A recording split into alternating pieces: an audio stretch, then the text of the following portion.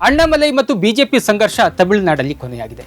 ರಾಜೀನಾಮೆ ಸಲ್ಲಿಸುವ ಮುಖಾಂತರ ಅಣ್ಣಾಮಲೈ ಕಮಲವನ್ನ ಕಿತ್ತಿಟ್ಟಿದ್ದಾರೆ. ಸಾಕಷ್ಟು ದಿನಗಳಿಂದ ವರಿಷ್ಠರು ಮನವೊಲಿಸೋದಕ್ಕೆ ಪ್ರಯತ್ನವಂತ ಮಾಡ್ತಾ ಇದ್ರು, ಆದರೆ ಅದು ಫಲಿಸಲಿಲ್ಲ. ರಾಜ್ಯಸಭಾ ಸ್ಥಾನವನ್ನು ನಿರಾಕರಿಸಿ ಪಕ್ಷ ತೊರೆಯಲು ಅಣ್ಣಾಮಲೈ ನಿರ್ಧರಿಸಿದ್ದಾರೆ. ಜೂನ್ 4ಕ್ಕೆ ಅವರ ಹುಟ್ಟುಹಬ್ಬ ಇದ್ದು ಅಂದೇ ತಮ್ಮ ಮುಂದಿನ ನಿರ್ಧಾರ ಏನು ಅಂತ ಹೇಳಿ ಘೋಷಣೆ ಮಾಡುವಂತ ಸಾಧ್ಯತೆ ಇದೆ.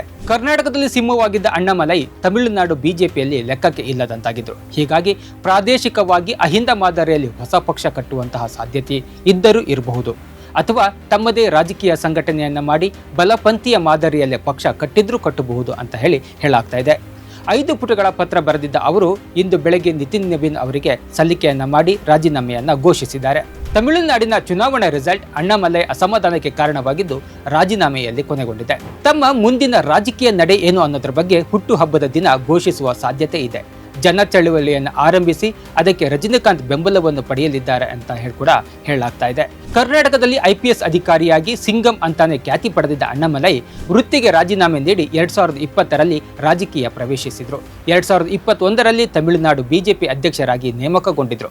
ಆರಂಭದಿಂದಲೂ AIDMKಯೊಂದಿಗೆ ಬಿಜೆಪಿ ಮೈತ್ರಿ ನಡೆಸಬಾರದೆಂದು ಒತ್ತಾಯಿಸಿದ್ರು. ತಮಿಳುನಾಡಿನಲ್ಲಿ ಎನ್ ಮಣ್ ಎನ್ ಮಕ್ಕಳ್ ಎಂಬ ಪಾದಯಾತ್ರೆಯ ಮೂಲಕ ಬಿಜೆಪಿಯ ಪ್ರಚಾರವನ್ನು ಕೂಡ ಹೆಚ್ಚಿಸಿದ್ರು. ತಮಿಳುನಾಡಿನಲ್ಲಿ ಬಿಜೆಪಿ ಅಸ್ತಿತ್ವ ಹೆಚ್ಚಿಸಿದ್ರೂ ಚುನಾವಣೆಯಲ್ಲಿ ಬದಲಾವಣೆ ತರೋದಕ್ಕೆ ಅಣ್ಣಾಮಲೈಗೆ ಸಾಧ್ಯವಾಗಲಿಲ್ಲ.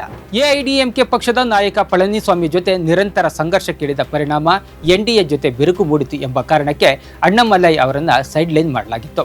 ವಿಧಾನಸಭಾ ಚುನಾವಣೆಯ ಸಂದರ್ಭದಲ್ಲಿಯೂ ತಮ್ಮ ತಂದೆಯ ಅನಾರೋಗ್ಯದ ಕಾರಣವನ್ನು ನೀಡಿ ಚುನಾವಣಾ ಉಸ್ತುವಾರಿಯಿಂದ ಹಿಂದೆ ಸರಿದಿದ್ರು ಮತ್ತು ಸ್ಪರ್ಧಿಸಲು ಕೂಡ ನಿರಾಕರಿಸಿದ್ರು.